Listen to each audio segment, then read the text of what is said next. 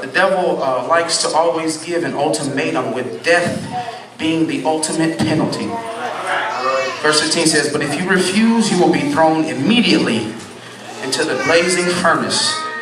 But if you refuse, you will be thrown immediately into the blazing furnace. He was basically saying, we won't waste any time putting you guys out. When the devil cannot get his way, your life no longer matters. So he will tamper with you and attempt to kill you in every way.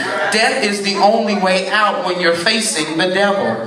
Death is the only way out when you're facing the devil. I'm reminded of the story about a man from Galilee who was facing death because he was following the will of his father. Some of you might know him as the lily of the valley and the bright and morning star. And when faced in front of the religious rulers, the Pharisees and the Sadducees of the day, they said that crucifixion was the only way out.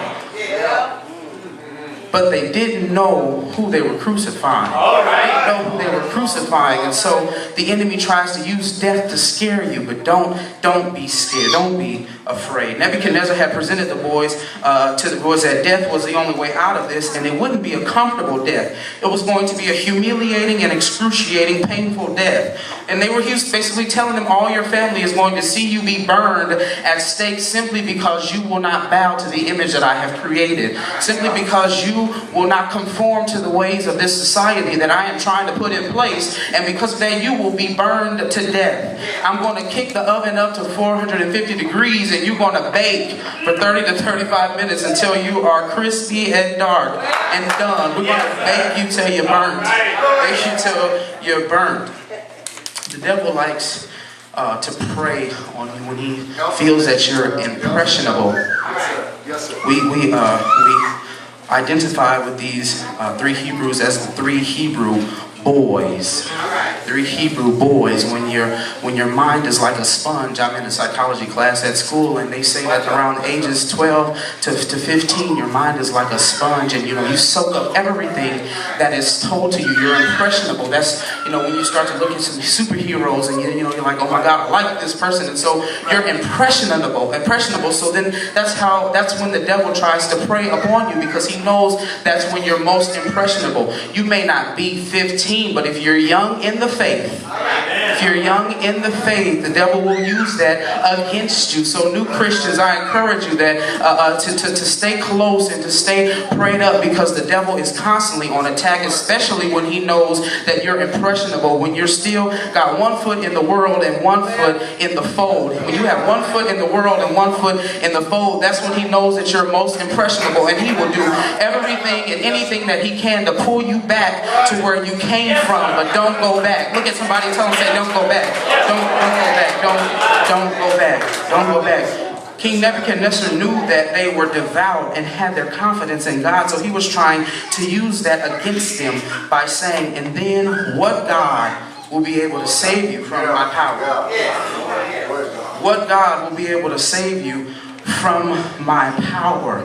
The enemy likes to test your faith and make you question the God that you serve, because the devil wants you to recount all those times where you feel like God didn't bring you out of something, because the moment he makes you think that you can't be delivered. It was a turn or burn situation for the Hebrew men. And so he said, what God will be able to bring you from my power, or to deliver you from my power? And had I been back with Shadrach, Meshach, and Abednego in those days, I can imagine them saying, well, God allowed Moses to part the Red Sea so that my people could walk across on dry land and be delivered from the hands of Pharaoh. We know a little bit about our God. Our God provided a ram in the bush for Abraham when he was going to sacrifice his son. God is Jehovah Jireh. And I'm sure that he will be able to provide a way for me to get out of this situation. So after being presented with that lovely stimulus package, the Hebrew boys replied in verse 16, and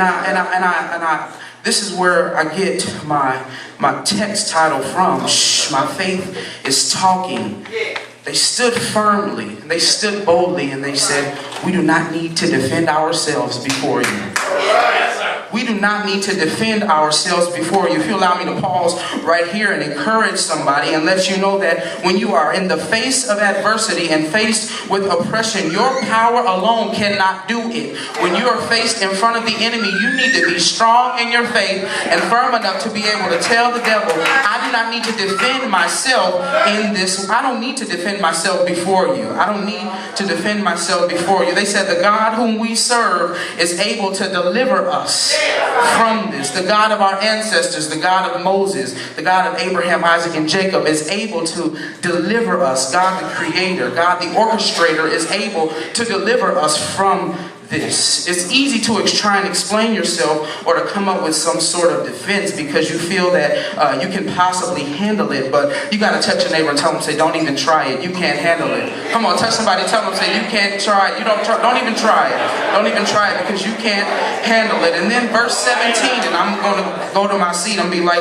Reverend McCruel, I got a short wig and I'm ready to sit down. Verse 17 says, if we are thrown into the blazing furnace, the God whom we serve is able to save us, and he will rescue us from your power. That's the beginning of the faith. And then they said, even if he doesn't save us from the fire, let's make it clear to you that we will not bow to your image or worship the image that you have set in place before us. So I just stopped by to encourage somebody this morning that when you are in the face of the enemy and in the face of adversity, do not bow and do not bend to whatever it is he is trying to get you to compromise, because it's easy for him to get you to compromise. It'll be easy enough for you to walk back into the situation that you came from, whether that situation be a relationship, whether it be a drug addiction, whether it be a bad relationship with a family member, whatever it is, God is able to deliver you from it. But even if he doesn't, do not bow to the situation,